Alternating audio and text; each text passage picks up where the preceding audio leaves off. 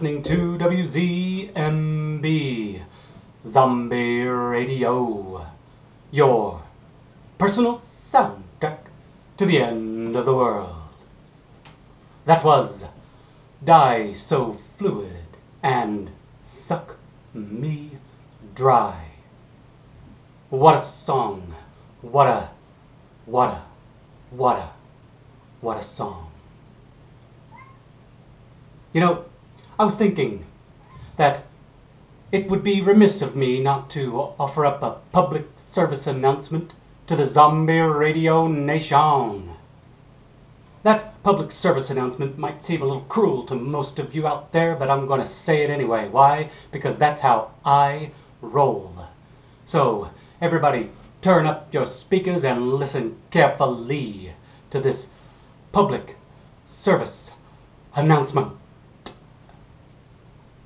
Ladies and gentlemen of the apocalypse, I beseech you, though you might have a lot of time on your hands and you might be spending most of that time with your loved ones, and like any good time when you have too much of it on your hands, you might be so inclined to lie down in bed and make the beast with two backs. But I implore you, should you do that, please use protection. Why? 9 months from now, we don't know if the apocalypse will be over or not. The Mengele Virus might still be keeping us on our knees. And the last thing you need to do is to be preggers. So, while you're making with the sex during the apocalypse, use protection. Otherwise, in 9 months, you will be less than meat for the beasts. This has been a public service announcement from Zombie Radio. Thank you very much. But seriously, folks, that makes me think about the generations and what they've endured.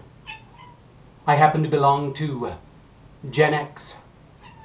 That's right, I'm giving away my age. And I have a cat clawing at my door, wanting to escape. Let's let her out.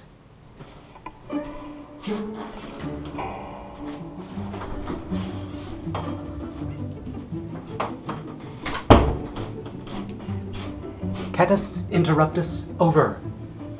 Ladies and gentlemen, I apologize for that interruption, but my cat Oni insisted on leaving the building. Thank you very much. Anyway, where was I? Oh yes, generations. I am a member of Gen X. After me, the next generation was Gen Y. Followed by them were Gen... I don't think they had a name. I think they called them millennials. Oh yes, they did have a name. Millennials. Now, most of us remember that lovely little generation.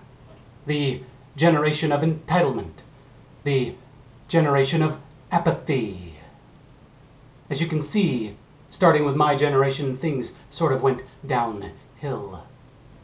Now I am not pointing any fingers of blame at any one generation, nor am I saying that every member of that generation falls into the category of apathy and laziness. But you can see the pattern. That makes me wonder what's going to happen when Gen Z appears. Maybe they could be called the Mengelites. Although that has a rather harsh tone to it. So maybe we should retract that nickname and we'll stick with Gen Z. Or Gen Epoch. No matter what you call them, they're all going to be the product of the apocalypse. They're going to be born into a world with nothing but fear.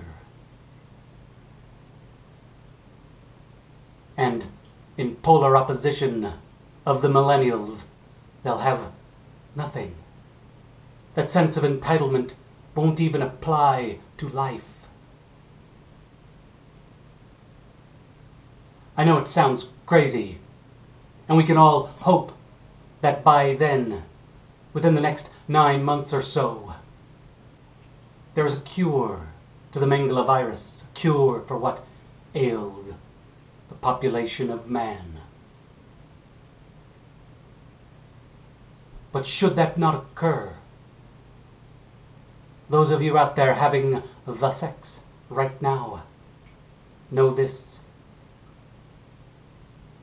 You are producing a generation with nothing but fear pushing them forward. The first generation to open their eyes to know nothing but zombies. Are you ready to pick up that infant and run? Are you ready to put your own safety behind you and look out for the safety of only one being? Well, your answer may be yes, but I don't know if the collective population of the planet is ready to begin anew. Not when we're still struggling to rise out of the ashes made by the 0 Day Collective. Here's an idea. Let's all wait until Bethany Nitshimi finally takes down the 0 Day Collective before we make love. Because you never know if that post-apocalyptic prophylactic is going to work. And you ain't going to be going to the pharmacy to get your morning after pill right now. Y'all's just out of luck. You get pregnant, you're stuck with it. Don't take that the wrong way. Just understand that there are extreme, extenuating circumstances surrounding us now. And we all know that human behavior is going to lead us into the act of procreation. We are wired for it. But right now it might be best to fight that human behavior.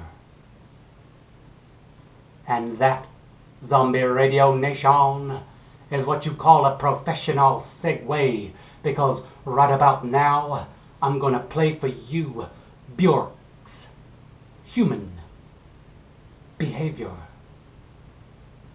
Enjoy.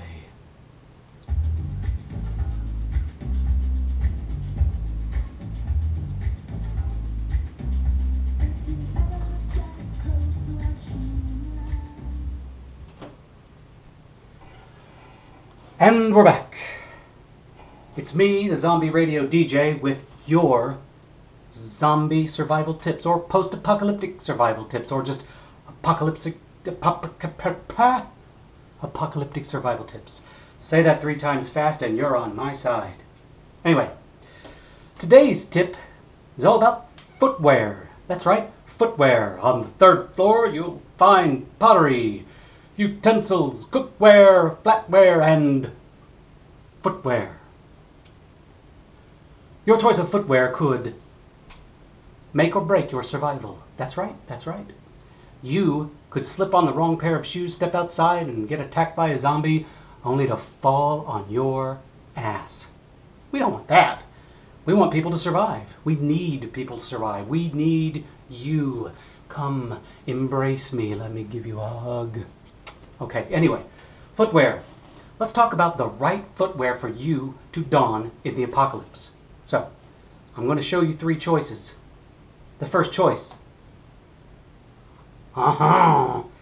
Sexy.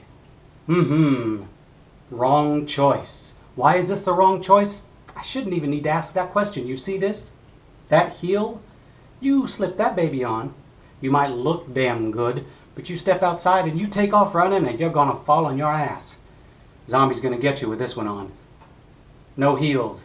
No heels in the apocalypse. Everybody repeat after me. No heels in the apocalypse. Thank you very much. This second example might surprise you, but this athletic wear, sneakers, running shoes, wrong choice. Why? Although these might propel you forward very fast, you could outrun the zombies, but what happens when the zombie catches you? You see, from here up, meat for the beasts. That's right. These little doozies, they might be fast, but they aren't going to protect you. Besides, there's no support. You trip over something, you could twist an ankle. You twist an ankle, you may as well call out to the zombies, "Fresh brains, come and get 'em. Zombie buffet right here. Come on, come on." Okay. Final choice is not only fashionable, but a sound choice.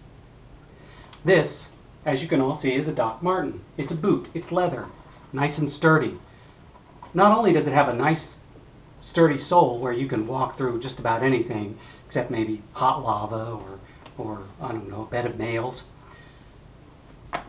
From here up, it's leather. So when those zombies grab your feet and start pulling their way toward you, they're not going to nom on your ankle or your calf and infect you. You're protected from your mid-calf down. This, or anything like it, a combat boot, or maybe a stylish bright red Doc Marten, or a chainmail Doc Marten, or just any kind of boot that gives you protection from a zombie bite on the calf.